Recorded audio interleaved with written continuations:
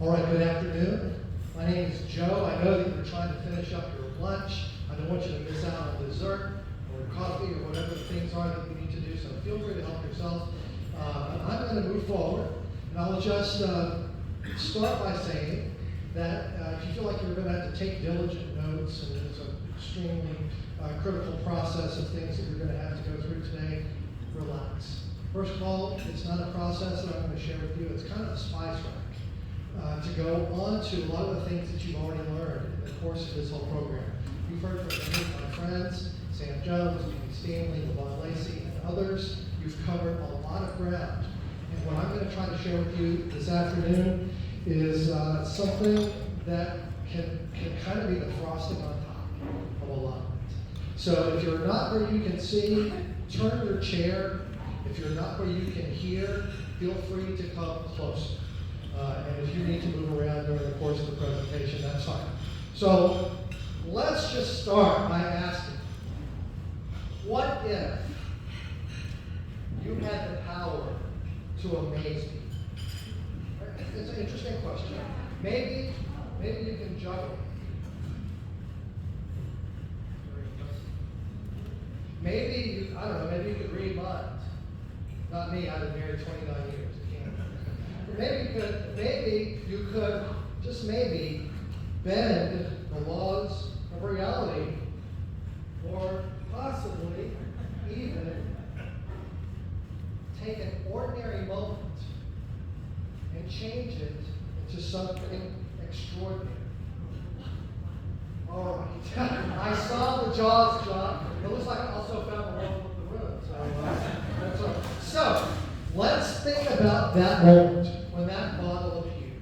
That is a very powerful moment. It creates a physical reaction. Many of you sat up straighter in your chairs. Some of you had a little intake of air, gasped a little bit. Some of you made your jaw drop. I saw that. All of these are physical reactions to an experience that doesn't seem like it fits into the context of what you've experienced so far. It's a very powerful moment. In the theater, it's very powerful when those surprise moments come, the level of attention that's being paid to what's being communicated on the stage or on the screen goes up again after a surprise. You know those jump scares in the horror movies? It's like when that happens, suddenly you're glued to the screen again once you can get your eyes back on it after cowering in fear. So that's a very powerful moment. But it's a powerful moment outside of the theatrical applications as well. It's a very powerful moment for advertising, so if you think about it. That moment when your defenses are down and the world stops working the way that you're used to seeing it work, that's a great moment to put messages in. Theater messages, commerce, advertising, training, those are powerful messages. You know, and so we have lots in magic. We have lots of different ways to create those moments. We have different categories of the way things that appear or disappear. In fact, we're super. Any engineers in the room? I was a physics major, so you can't out-nerd me with that. But we like to taxonomize and categorize and create hierarchies of things and put them in order. Magic people have done that as well. There have been books that have broken out the different kinds of magic into several dozen different kinds of experiences that you can have.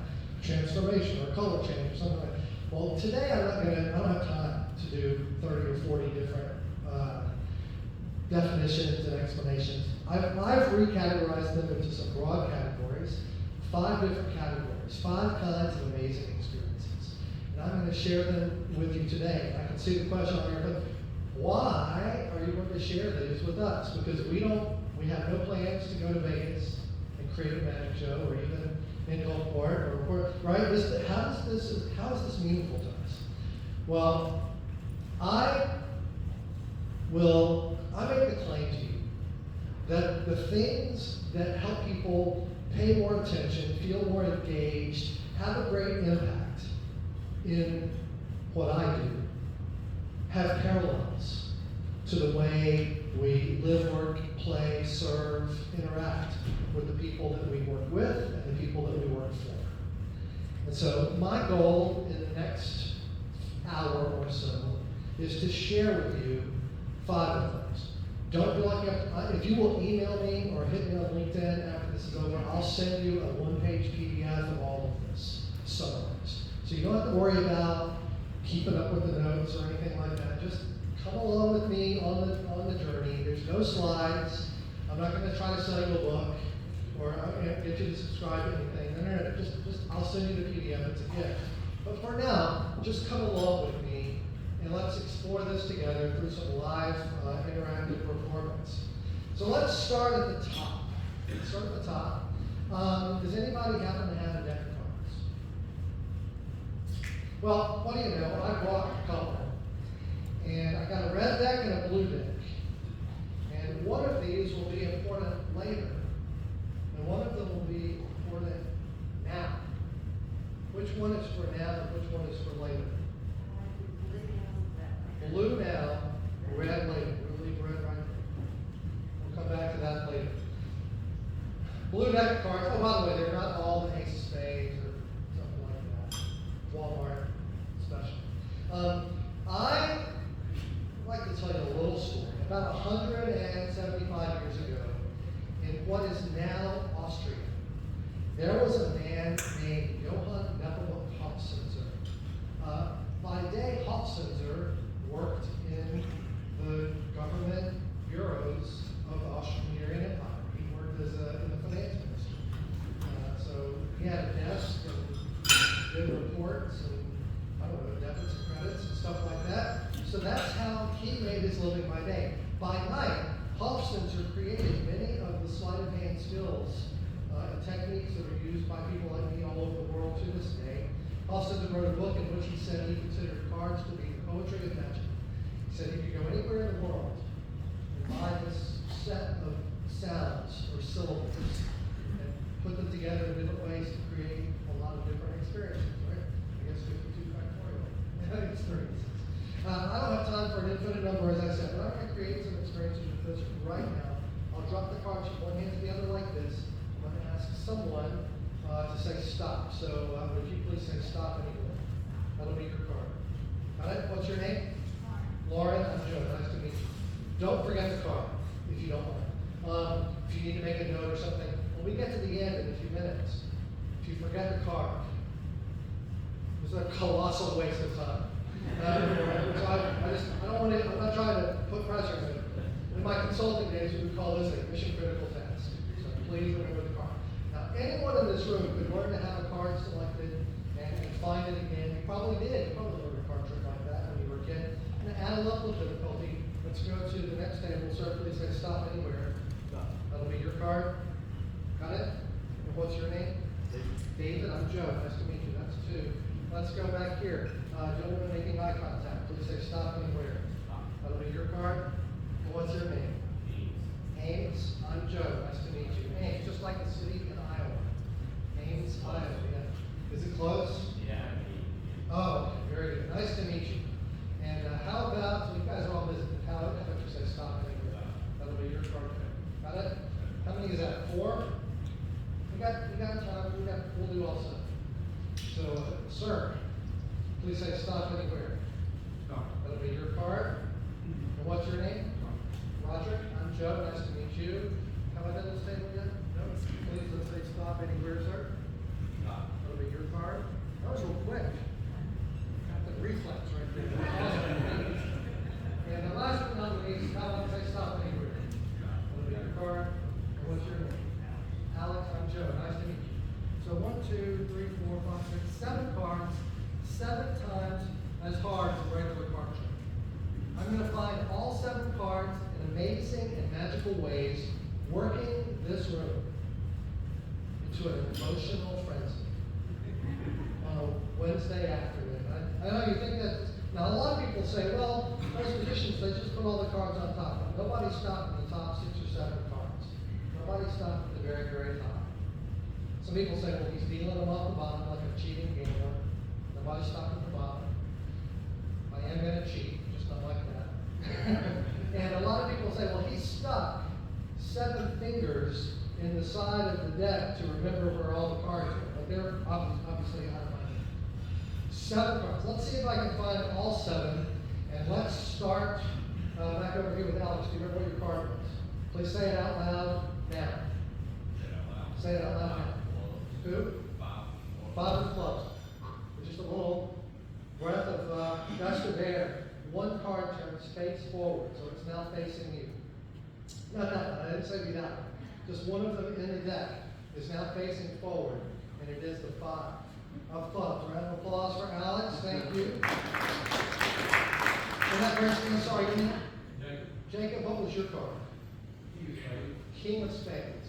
Now, I keep an emergency card right here in my pocket in case someone chooses the King of Spades. Round of applause for Jacob. And Roger, that was the same card, right? You also had the King of Spades? No. You had the King of Spades. What was your card? The Jack of Hearts. What's clubs? I mean, it's a base card. Jack of Hearts. Round of applause for Roderick. Now the real question is, the question is, how did that King of Spades get back in my pocket when you guys were watching me the whole time? That's the one I understand. Let's use the Jack and the King together. And I think for this I had, it was Jeff. You didn't have the Jack or the King, did you? What was your card? 8 of clubs. All right. If you'll watch carefully, 1 card leaps out of the deck invisibly. Just go with me on this. Flies invisibly through the room. When it gets right about here, it hovers. And using these 2 cards like a pair of tweezers, I grab it right out of the air. I like that one. Apparently you guys don't. That is exactly 8 of clubs. Emotional frenzy is like, the gauge is not quite up there. But that's okay, because I have a plan. For the last 3, instead of a small clap after each one, we will abstain. Sit on our hands, let the pressure build, as it does. And if we get all 3 of them at the end, emotional frenzy. I can feel it coming on. So that brings me back to Ames. Do you remember what your card was? What was yours? 3 of Hearts. 3 of Hearts. If you'll watch my leg, this leg right here, I'll try to do this up where you can see. 1 card leaps out of the deck.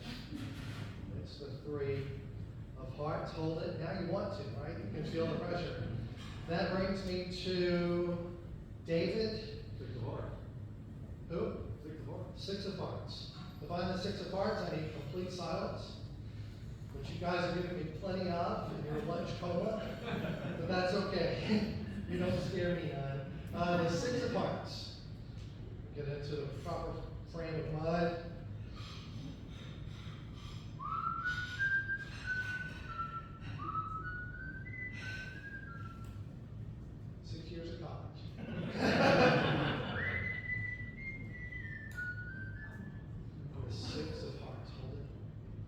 Don't tell me yours, Lauren. She's been thinking of hers longer than anyone else in the room. It is now locked into her mind. I'm going to try to extract it from your mind. So just picture it in your mind. Imagine it floating here in the space between. Oh yes, I'm seeing an image is coming through the mists. Are you buying any of this? No, through the. I'm seeing it. It's a rectangular card, correct? I told you I was a management consultant. We start by observing what is obvious, and that'll be $85,000. I do see a black card. You're thinking of a black card, and I think it's a club. It's the roundy, about the pointy. It's a club. Watch carefully, left-handed. This time for real. I won't look. We'll cut a little past halfway. 1 card flies gracefully through the air, lands in my. That was cool by itself. I mean, let's be honest, I caught it. That's a good day. I want you to look at it. What was your card? The 2 of clubs. I won't look at it, I'll show it to the audience, and I'll know if I got it right from the emotional frenzy. So prepare yourselves, and let's just see. Did we get...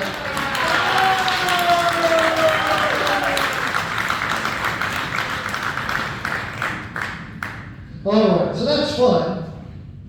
Let's think about this experience just for a moment. What, this is rhetorical, you don't have to answer out loud, but it's in your mind. What makes that worth clapping for? I mean, for crying out loud, 7 pieces of paper. You run across 7 pieces of paper every day. You've got 7 cards in your wallet, you know? Why do people clap for that? I'll tell you, let me allude to it. When I do that, I usually get 2 comments. The first comment is, I would not want to play cards with you. That's the first comment. When people engage me, I sure wouldn't want to play cards with you. Well, it's funny because you really would, because I'm terrible at actual games. Awful. It's like God's a little joke on me that I can do all this stuff and can't win a hand of poker. But what they're implying by that is they've seen a lot of skill. They perceive a high degree of skill. The second comment I get is, I would sure like to take you to Vegas with me. And my response to that is, no, you would not like. We will get our legs broken. They have people there that don't like any of this, those casinos, so don't do that. But the reason this has an impact is because it's in the biz, you know, it's like he's openly displaying his talent. Just come out. In vaudeville, you used to come out, you're supposed to have a strong opener. The first thing they see, you know, people did vaudeville careers for 40 years with the same 8 minutes. So they knew every beat of what's supposed to happen with the audience. And over time, you learn how to open strong with something that's going to establish your credibility as a performer on that stage. And let's face it, we've all been to the places where they were unable to do that, right? You know, your kid was in 2nd grade and it was a play at school, and you went and you love them. They are wonderful, but most of the time it's not like a theatrical masterpiece, right? They don't come out just you clap because you love them, not because they come out and they're shy and they don't know where to go, and there's just right. And it's even worse when you get to like adults in a community theater who didn't have time and they're still having to do the show. So this idea of coming out on stage quickly, nailing it with some talent that differentiates you from, Uncle Joe who does card tricks at the family reunion. There's a difference in the experience. And that's what we would call that talent in the show business paradigm. But in business, what's the equivalent? The equivalent to that kind of overt demonstration of a highly developed talent is our expertise, right? It's the level of highly developed, specific knowledge that we have that other people do not, that gives us the credibility to solve the problem that they've come to us with. And my recommendation to people, regardless of industry, I've spoken in construction, government, hospitality, wherever, and this is interpersonal too. The first time people encounter your brand, the first time they interact with your brand, that's your moment to demonstrate high degree of expertise. There should be a flow of the way that you share your expertise with people that are, so I don't know if they first come to you through a website, could be external people, could be internal other agencies, but where they first come to you, those are great moments to share expertise. Are you producing just as yourself? Is it something fun? In your signature of your email, are you, let's go back to 2002, are you blogging? Or 2002 maybe. But just, it doesn't have to be daily, but just some place that you're cataloging your ongoing experience of delivering a high level of expertise, specialized knowledge. The sooner people interact with that, the more amazing the experience is that they have. We all know what it feels like to have to dig through so much other clutter before we get to the information that we're looking for. Are we even with this person, right? So that is the first thing, is the parallel between talent and expertise. And now, just in the interest of staying on time, let me move to round 2. And this is in Monty Python. And now for something completely different. A lot of people see me and they're like, well, are you going to hypnotize us? Are you one of those guys that are going to make me, croak like a frog or cluck like a chicken or something like that? No. I'm not going to hypnotize you, so don't worry. We're seeing this. Here's all I'm going to ask you to do. You're all going to participate right from where you're seated. I just want you to stare at the center of this disc, and just using the power of your mind to try to. It's not really its magic. It's a black magic. That's not what I'm going to show you. I want you to stare at the center and try not to blink. Just keep your eyes on the center of the disc, and as you do that, I'll count backwards from 10, 9, 8, 7, 6, don't look away, 5, 4, 3, 2, 1. Keep staring. In a moment, I'll stop the disc. When I do, I want you to look right at my nose. And if it worked, then something unusual will be apparent. You'll see on the count of 3, look at my nose. 1, 2, 3.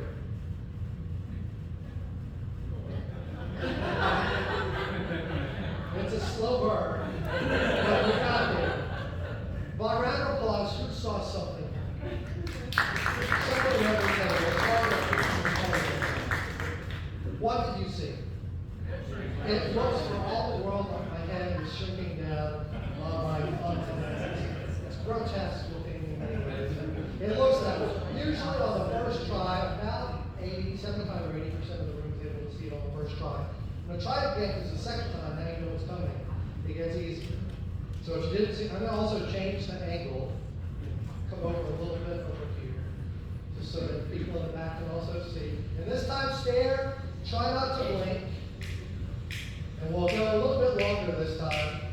So we'll go 14, 13, 12, 11, 10, 9, don't look away, 8, 7, looks like it looked a weird tunnel, 6, 5, 4, 5, 3, 2, spare to 2, 1. Keep staring. In a moment, I'll stop the disc, and I want you to look right at my nose on the count of 3. 1, 2, 3.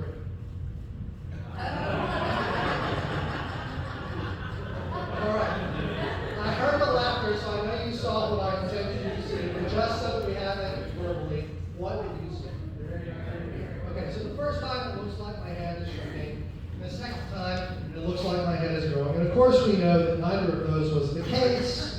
But the reason this works, and I will tell you, in other settings, I talk to people about how what we pay attention to affects our perception. And, especially in political years, that's a very powerful message. It's not my message for today, but I'll just put that nugget for you to think about. How what we focus on changes the way we see things. Very important. But for now, I want you to realize that the reason this worked had absolutely nothing to do with my skills. Zero sleight of hand skills, zero expertise, zero talent. I pushed the button. I did remember to plug it in and charge it up. That's all I did for this. But it was still amazing. Why? Because it is an unexpected result of a natural law. An unexpected result of a natural law is an entire category of experiences that magicians create with physics, chemistry, and in this case, it was more biological. I put a certain amount of stress on your retina with those stripes that were rotating inward. And when I took away that stimuli, your eyes trying to overcompensate, but I've taken away the stimulus, but it's still going the other way, so it makes you look like it's going the opposite direction.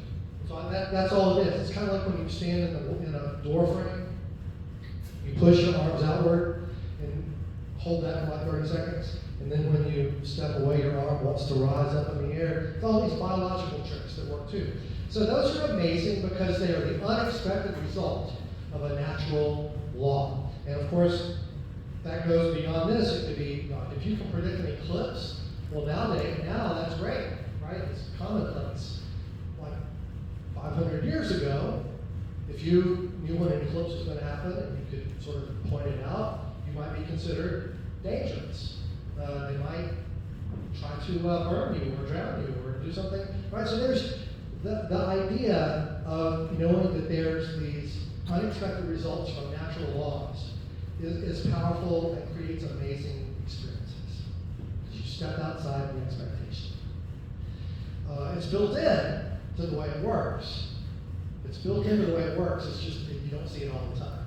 So what is the parallel then in the way that we work with each other and the way we work for other people or with other people? What's the parallel to our natural laws? And I would posit to you that it is our processes. Our processes are the natural laws. They are the ethical MA of the way that we do what we do, right? And so what I would ask you to do is to consider is what is the most boring process that exists for people to work with you, right? What is the most agonizing or painful or just tedious process of doing what it is that people have to do in order to work with you? And I would say consider burying an Easter egg in that process. Now, I'm not talking about outside regulatory level oversight laws. I'm just talking about something to make it notable and worth talking about for having gone through that process. And we've all seen it. We've all seen, something funny buried in the fine print of terms and conditions that we actually read. It's rare, but they're there. If you look, sometimes there's a joke or something fun. Not to diminish the importance of what we're doing, but let me give you an example. A friend of mine who's a speaker, her name is Tony. She talked about going to an Italian restaurant, right? The kind where you walk in and it's Frank Sinatra music on the music act, and there's paper on the table and some butcher paper, and they write their name with a crayon, and they pour the oil and for the bread. And we've all been there. And so you think about going to an Italian restaurant, all these little processes that you experience as you go through that endeavor. She talked about this one time, this guy came up, and she was about to go through the most boring process, which is, or at least it's trivial, how much cheese do you want on your pasta? And it's usually they just say when. Right? Do you want cheese? Okay, say when. And that's it's a humdrum process. She said this one particular server came to her and said, would you like cheese on your pasta? Yes. Then he says, would you like cheese like snow in Denver or cheese like snow in Paris? Well, that's a completely different question. That took the process that they were going through out to a different experience for the person who was going through it, right? Just a silly little analogy. Was it motivated out of altruism? And no, it was motivated out of tip seeking. That's fine. We understand, but set that to the side and realize that just the fact that he included that made it worth her going outside that restaurant and telling other people about this experience, providing an enormous amount of additional exposure for this restaurant for free, just because this guy was trying to have some fun with what he was doing, even in the boring times. So I'll just say, take a lesson. Don't try to do something that's you're not trying to rewrite your whole business. You're not trying you have consultants and people who can help you figure out if you need to do some process re-engineering. But I would say, if you want to deliver amazing experiences to the people you serve, try to put something in the process that surprises. Something surprising, fun, worth talking about, right? Maybe in your world it's not Instagram worthy, right? Probably not, like it might be for a restaurant. Nevertheless, someone can call you up and the process might be unexpected. Another example, same person I was talking to you about. Her voice, how many of you have a voicemail that says, hi, this is Joe, it's Wednesday, I'm not in the office, but I'll return calls, so leave your name and number and I'll return calls by close of business. Something like that. Very, nobody listens to that whole message anyway, right? You know they've already hit star or pound to get onto the beat. Her voicemail, when you called her up, was, hi, this is Tony. Imagine we're having an awesome conversation. You go first. Okay, there's a lot interesting things to learn from that. First of all, it's shorter. You might be willing to listen to the whole thing before you get it. It's fun. There's a moment when the connection between the person who's trying to interact with her is interacting with her brand, even though she's not there, which that's pretty dang awesome. And I would say it probably encourages people to call her up again to see if it's changed or what else is new, what's going on. So maybe there's something that you can do. Maybe there's something fun that you can include. Those are good opportunities to share expertise, frankly, in your email or voicemail. Something awesome that's happening, something that people might be calling to ask about, go ahead and tell them in a fun way. So, talent, expertise, natural laws, processes. Let's skip to the next version is, instead of an unexpected result of a natural law, we'll call it the apparent contradiction of a natural law. The apparent contradiction of a natural law. This is what we call actual magic or mystery, right? The apparent experience that, bottles do not just appear out of thin air. No matter, there's no Easter egg that makes that happen. They just don't do it. It's not in their nature. And so, but the experience that has gone outside of the natural laws altogether is notable. That's why people buy tickets to shows, like the kind of shows I do. So what in the world could possibly be the business and brand interaction parallel that goes with basically breaking the rules? And I will tell you what I think it is. I would call it empowerment. It is the opportunity to step outside of the expectation when it's warranted. In my case, it's when it's warranted for the story or for the audience's experience. For you, well, let's give some examples. And I understand that there are laws that cannot be broken. I'm not trying to get you to go into prison. But sometimes there's laws and there's expectations and there's guidelines, and then there may just be like traditions or rules of thumb that we're just used to doing but don't always apply. For example, I would guess that some of you have maybe got a Mexican restaurant somewhere near where you live, right? I know that where I live, there are several where I just moved from. There are exponentially more. And we get mailers from them from all the time, these little envelopes full of coupons that show up in the mail. Do you get those? Do they have those kinds of things here?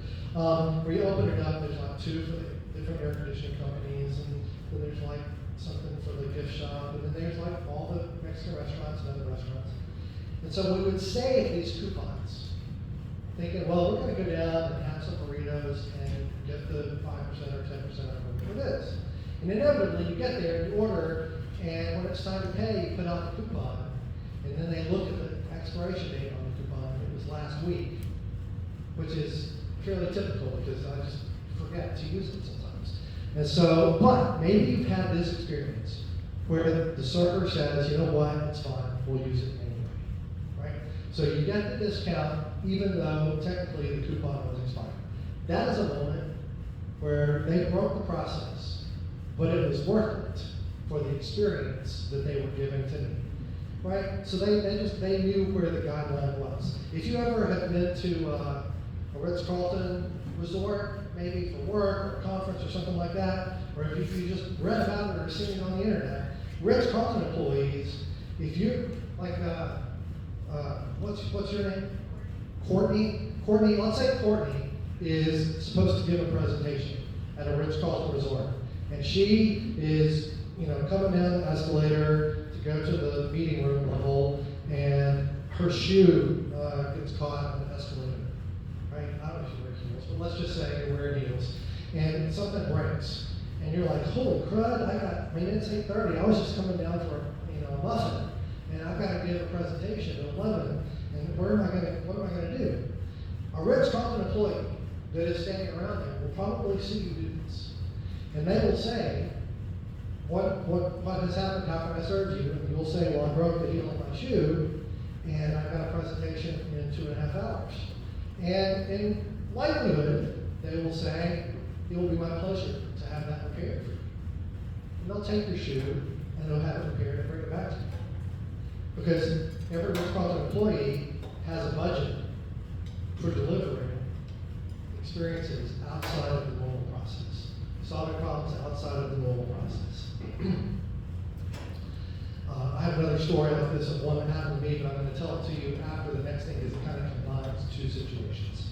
So, mystery here, the ability to go outside the rules, when warranted. Empowerment here, the ability to take ownership of the experience that the person that they're serving is having, and going outside the rules, even if they just perceive it's outside the rules. Even if it's not outside the rules for you, if it's outside the rules for them, it counts. So that's good. So that's the first three.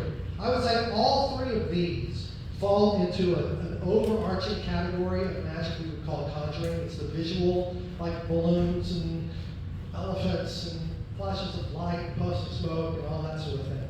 The things that you see with your eyes: bottles, cards, coins, handkerchiefs, spinning discs of throwing and stripping heads, all of that sort of thing. These are the visual arts of magic.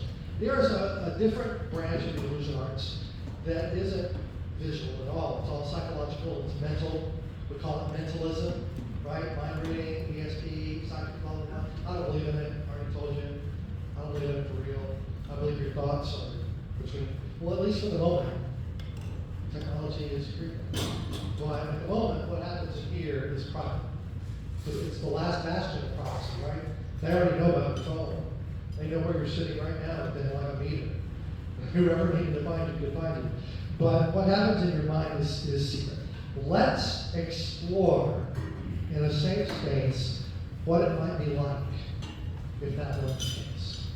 So a few years ago, I was asked to speak to a group called Intercontinental Hotel Group. They own the Holiday Inns and all of that IHG, all that. Probably some of you are members of a very exclusive organization called the Priority Club. The Holiday Inn Priority Club. I know it's, for those of you who haven't yet been invited, very difficult to get in. You have to make a reservation and join after that.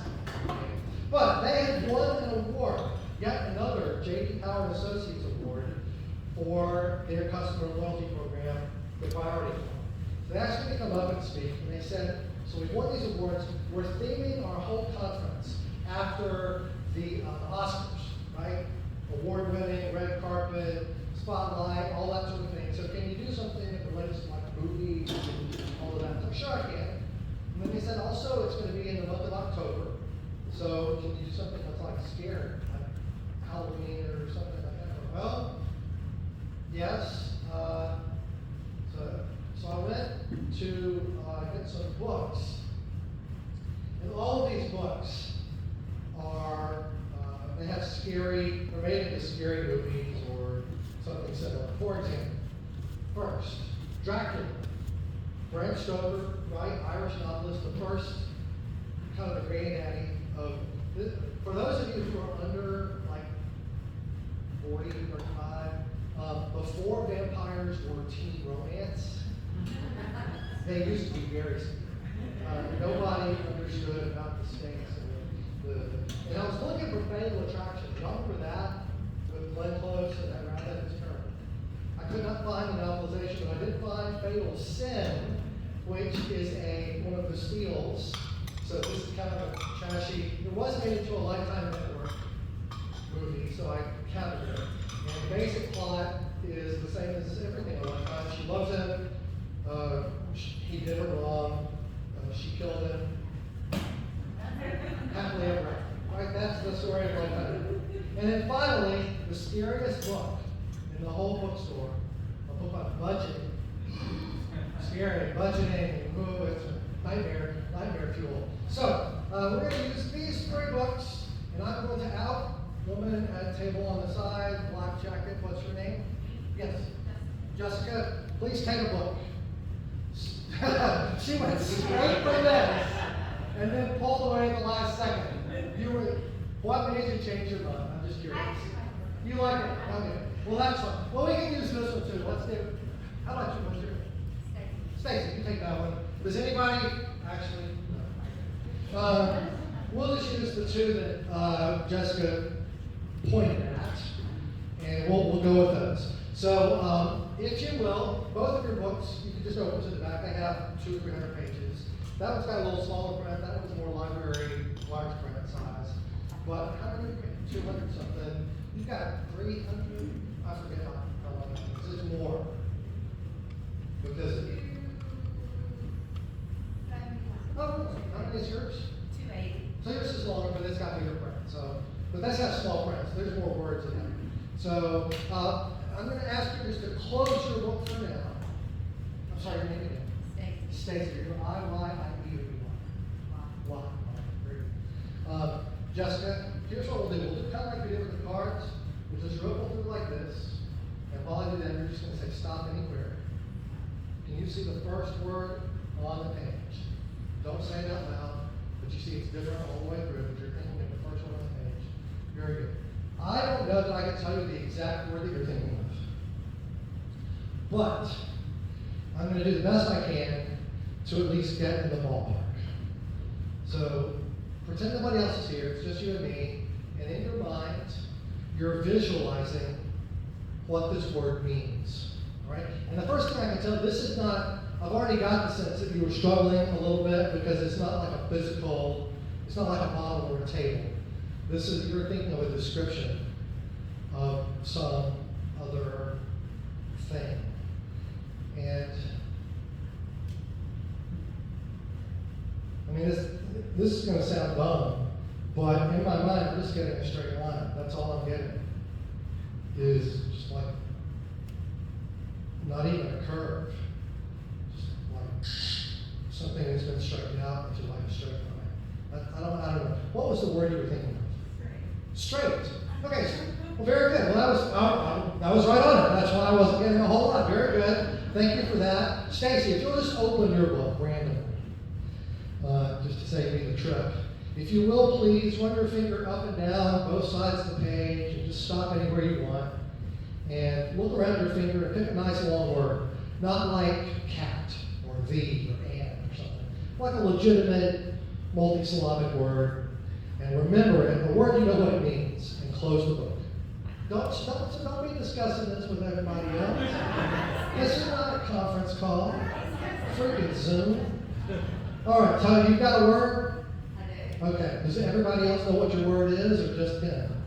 Does he know what the word is? Change to a different word. I don't want complications here. Pick a word that only you know what it is. Open to a different page. Don't let anybody else know. Okay. So you've got a nice long word, more than 4 or 5 letters. You've got it in your mind. You know what it means. Close the book. Right. And that way, even if he and I were in cahoots, he wouldn't be able to signal me what the word is that you're thinking of, right? It's only you that knows. Perfect. If you'll pass the book forward in front of you, pass it to this gentleman, and you're going to pass it around to this woman right here. What's your name? Emily? That's great. If you'll open the book also to any page, if you want to open to the same part of the book that you saw her open to, or a different part, I don't care. It's your life. Put your finger up and down, stop anywhere on either page. Give yourself like a ½ inch or an inch radius so you have a few dozen words to choose from wherever you stop, and pick a nice long word, and then close the book. Very good. So, and this is a word that you know what it means, you can visualize it in your mind. I don't think I could be any fairer about this. I'm going to set these aside. I'm going to ask each of you just to stand where you are. You don't have to come up here. Just stand up where you are and imagine. Use your imagination. Imagine you're in, let's say, a large room. And at one end of the room, imagine that there's like a large white screen. Use your imagination. It may be difficult to just do the best you can. Imagine there's a large white screen. And in your mind's eye, imagine that you're projecting onto that screen the word that you're now thinking of. All right? Don't say it out loud, but just in all caps, picture it. Imagine if it was on that screen. And I'm going to try to get at least one of these. So we got Stacy and Emily. So just sort of in your mind, divide the screen up so that Stacy's word is appearing across the top, and Emily's word is appearing across the bottom. Letter by letter, spell it out in your mind. When you get to the end, back up all the way back to the first letter. Think of the first letter, thank you. And Emily, I'll be honest with you. I wasn't expecting to feel better. It's not a criticism. I thought it would be easier to get yours. I think I got Stacy. What was your first letter saying? N. And you didn't have an N. Our first letter. First letter, yeah, that's okay. That's my mistake. What was your first letter? You don't know my answer. Yes. S. I was off because I had an N, but it was not her first letter. But that's okay. Oh wait. Oh, I understand now. That's your second letter. The N is your second letter. Think of your second letter. Don't say it out loud. Thank you. Let's see. I'm going to let you see it. That's what I've got for hers. Okay. Stacy, what's your second letter? E. E. That's what I have for you. Let your mind go to the last letter of your word, and let your mind go to the last letter of your word.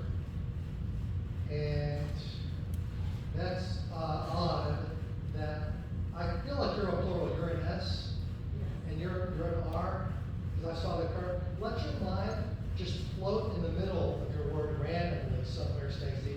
In the middle of your word, just random. Look at me. Look at me. Let your mind just go to a letter somewhere in the middle and just drop, like I saw the letter P. The letter P, it just popped right through. Were you debating that? You were trying to decide whether that was the one you wanted. Look at me. Let your mind go to in the middle of your word, and you're debating the couple now. You're having a little conversation about, are you measuring distance? Is that what you're doing? Are you an engineer? You're a accountant. Well, see, I saw the letter F, but I felt like you didn't want that one for some reason, so you moved to another letter. And I saw a letter L also popping up in my mind. Don't say your word out loud. It looks like I hit you though, because I saw the reaction on your face. Think of the whole word, don't say it. And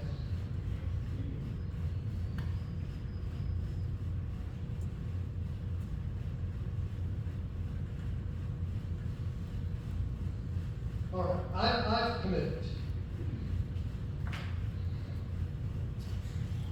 Stacy, in a loud voice, what was the word you were thinking of? Newspaper. Kind of an obsolete almost document now. What was the word you were thinking of? Snowflakes. Well, I already told you I don't really believe in mind reading, but I didn't want this to be a memorable moment, so I wrote newspaper snowflakes. A round of applause for them as they sit down.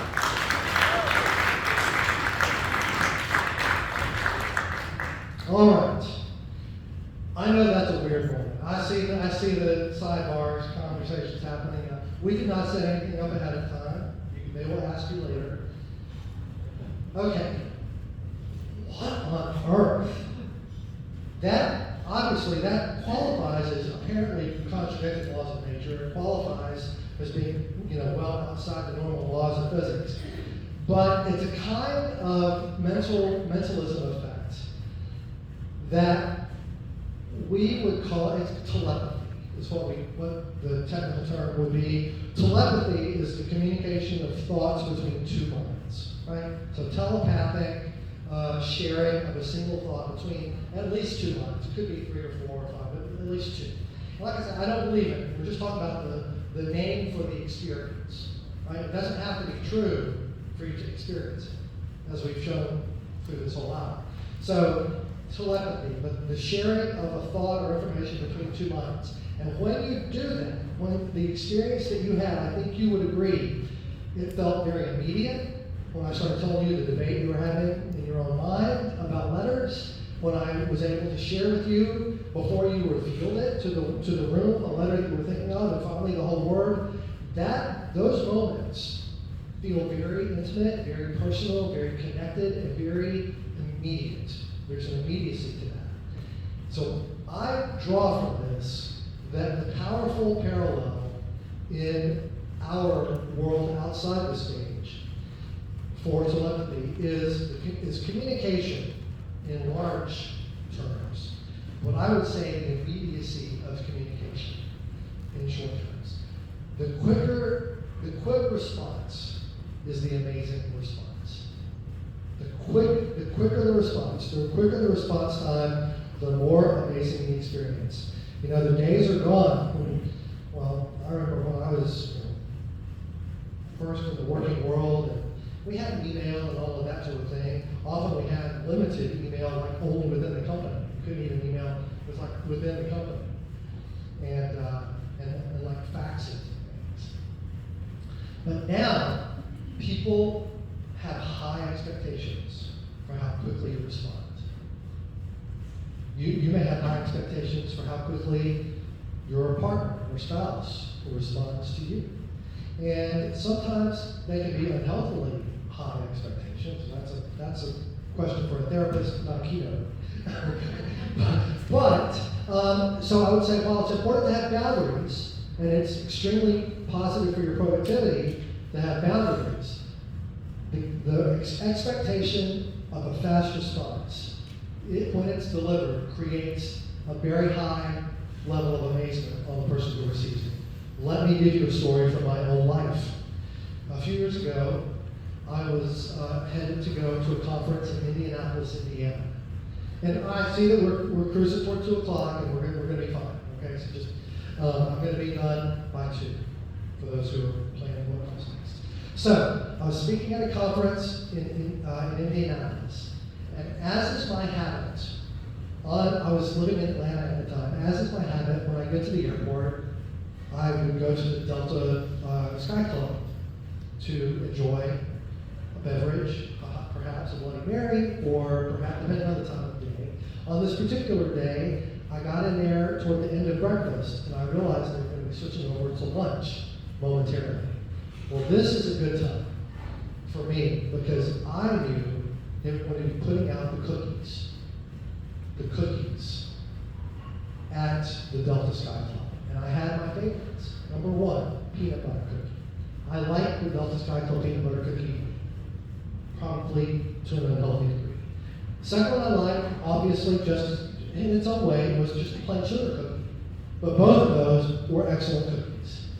So I got there and I watched them put out the platters, and I walked up to the platters in search of the cookie.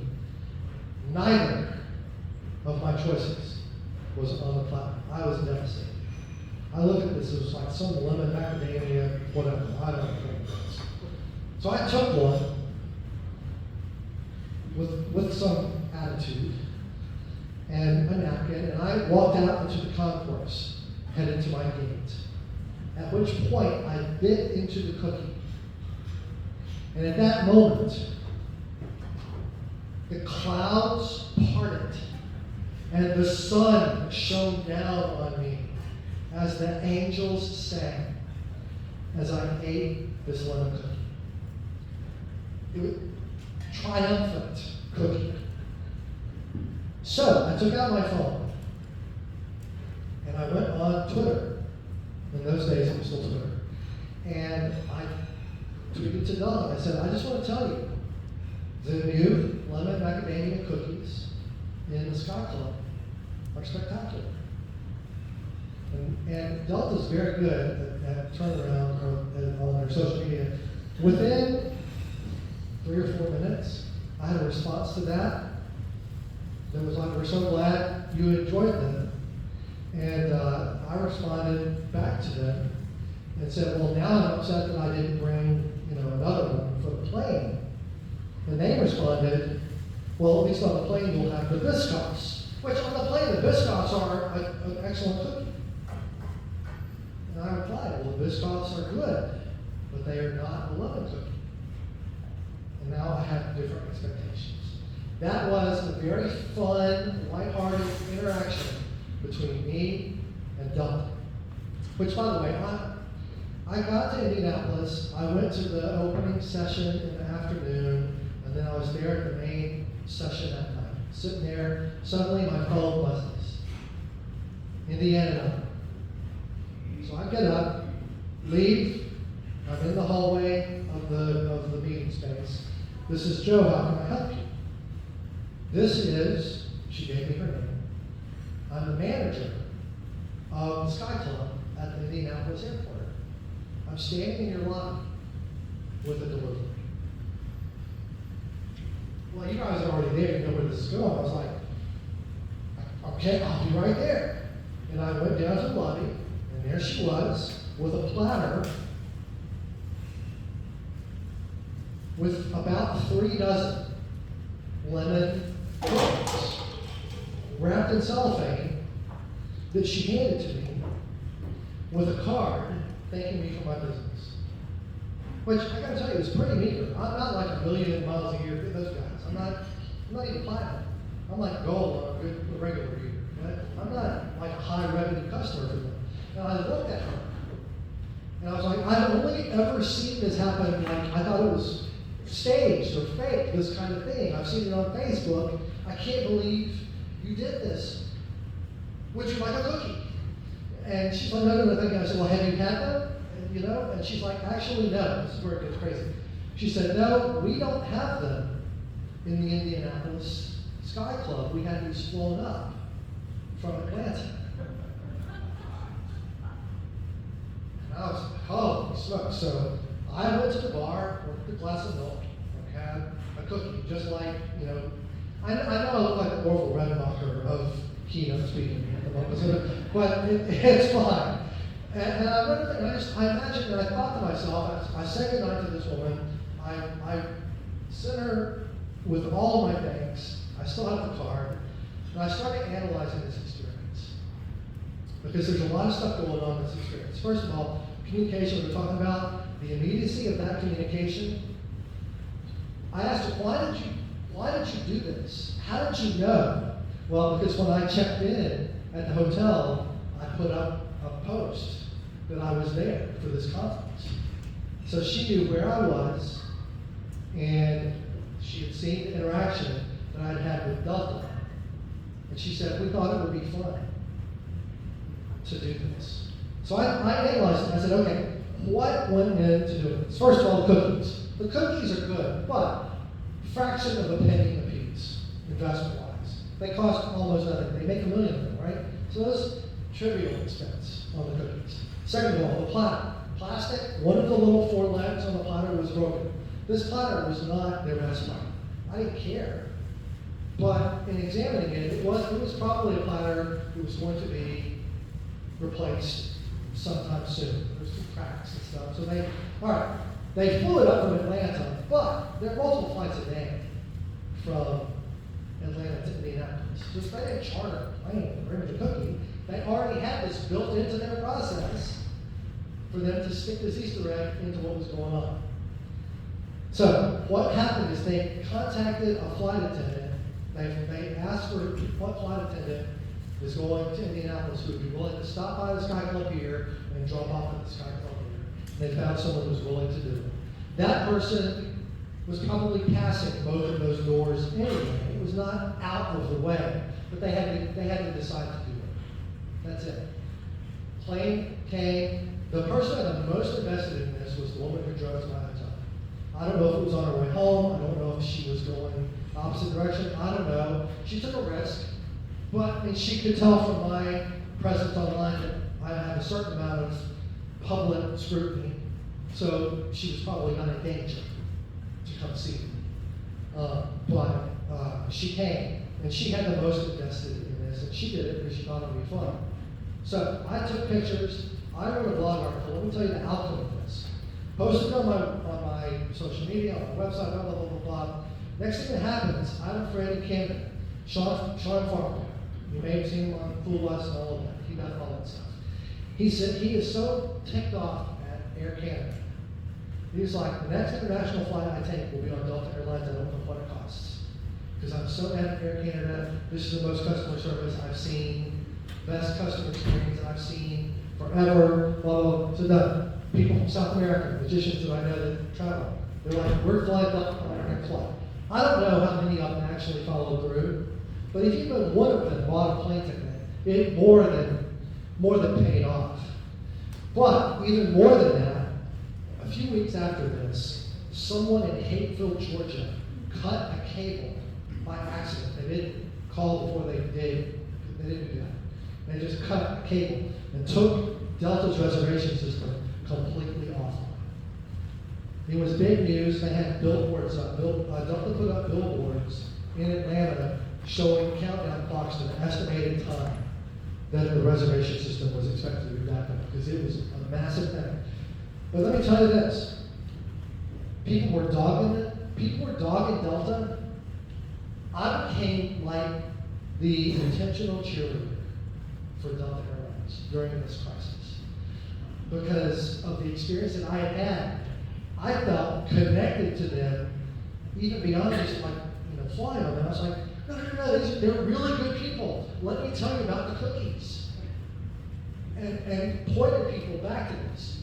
They can't hire people to have credible responses to negativity about what they do. All they can do is rely on people who have legitimate, genuine, positive experiences with them to be that balancing act in public relations. And I took it on voluntarily and happy to do that. And then somebody hit one of the planes, hit something on the runway last week. So stuff happens. People keep doing people stuff. Mistakes are made. But the tiny investment that was made, in my experience, has continued to pay dividends for them, because I've told that story to probably 100,000 people at this point. All right? And I have a list of grievances with Delta Airlines myself. Right? I see some things differently than the way they do. But I still support them because I'm invested by the experience that they gave me. That they went a little bit outside the expectations. That their communication with me was quick and fun, and also led to action on their part. Right? So a lot to be learned from that. Let's try one more, because we're coming up on the end. We've covered so much ground today in 5 kinds of amazing experiences. We've talked about talent and expertise. We've talked about natural laws and processes. We've talked about mystery and empowerment. We've talked about telepathy and the importance of communication. I'd like to close with one last experience. And this is, I asked you earlier, Emily, which deck of cards would be important later. And you said it was that one right there. Now, the reason I did that is so that you could be there in plain view of the room the whole time that we were together. In that pack of cards, there are 52 cards. Half of them are red, half of them are black. Are we looking for a red card or a black card? Red, your choice. Final answer? Red. What's your name? Mandy, are you an I Mandy or a Y Mandy? Y Mandy. All right, Mandy, the red cards are hearts and diamonds. Should we look for a heart or a diamond? A heart. Who haven't I spoken to? I haven't spoken to you, sir. The hearts, are we looking for a high heart or a low heart? High heart. Do you consider aces high or low? High. And where's the breakdown? Oh, like in the middle. 7, 6, 6. So 6 to 8. These are 6, 7, 8, 9, 10, Jack, Queen, King, 8. So that's our high. That's our high. You made eye contact with me. Which of the hearts are we looking for? The high hearts from 6 to 8. Which one? The ace? 8. 8. Very good. I'm sorry. So think about this. These are all decisions that were made independently and randomly by people in this room. Any one of them made a different decision, we'd be on a different result right now.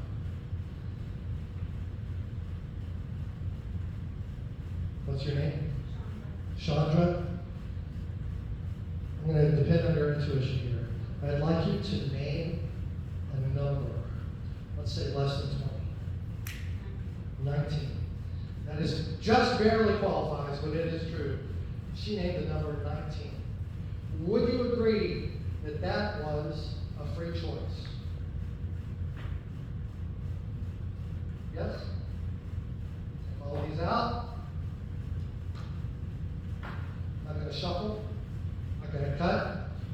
spread these out. No change. You're watching everything. 19. That's my metric. All these other people gave me things that I got to hit. They gave me goals, but she gave me a specific metric to hit. Let's just see. 1, 2, 3, 4, 5, 6, 7, 8, 9, 10, 11, 12, 13, 14, 15, 16, 17, 18. Which means that card right there is number 19. Let's put these here. I'm never going to touch it.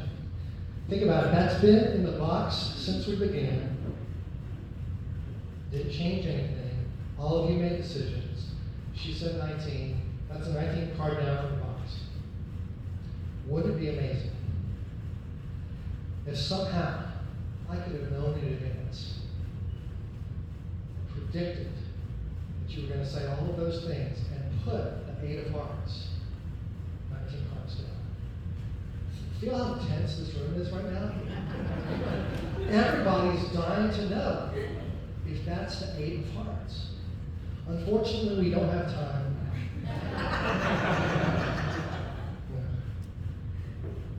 I'll let you decide. Should we enjoy the delicious tension, or should we look at the card?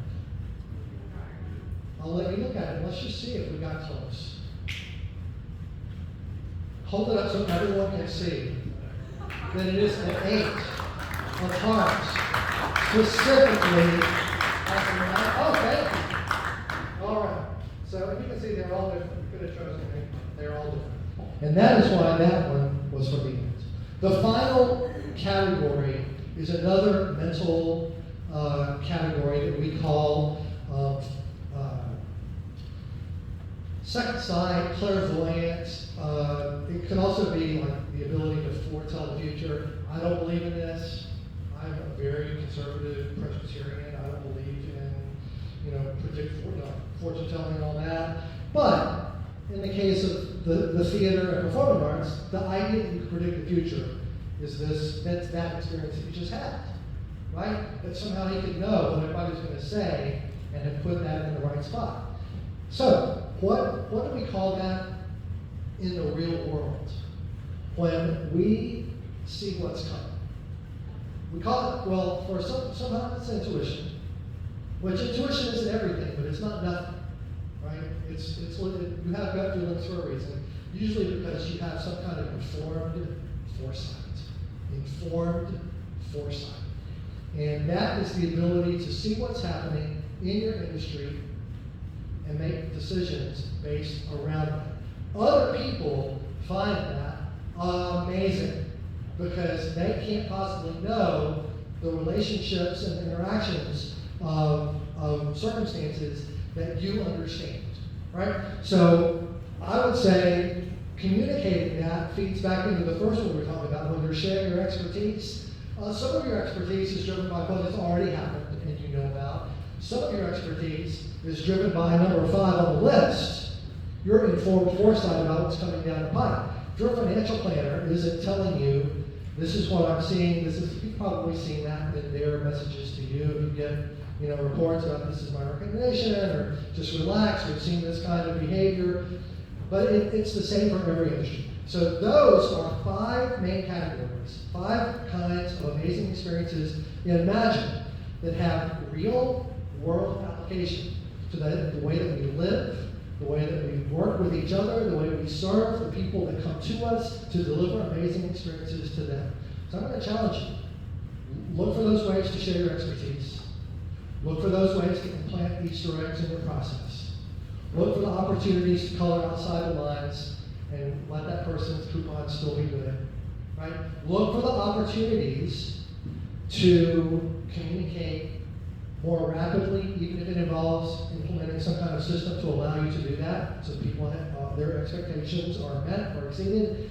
And look for the opportunities to think about, well, if this and this and this are happening, what are the consequences of that? How can I communicate that to the people that I'm working with and I'm trying to serve? Maybe it feeds back into that expertise share. 5 kinds of amazing. I hope you enjoyed it. I would say based on our last trip here today, the stars certainly aligned, and we were all meant to be here today, and I'm grateful for having you. Thank you all very much.